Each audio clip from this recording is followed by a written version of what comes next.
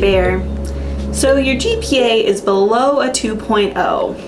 It happens, but now you are on something that we call academic review or academic probation. While it isn't as scary as it first sounds, there are some serious things that we do need to talk about. The information and activities in this workshop are going to give you the knowledge and some tools that you need to prepare for what comes next. As you click through the next set of questions, keep in mind our 3 learning outcomes, which are basically the things you should know how to do because of the information. In this workshop, you are going to identify milestones in the academic probation and review policy. The milestones that we're going to go over are GPA, right? What GPA you need to get back into good standing and avoid things like suspension, the amount of probation credits that are allotted for academic review, and the deadlines and just steps for different appeals. In this workshop, you're also going to calculate GPA based on an example transcript with our quality points and GPA hours.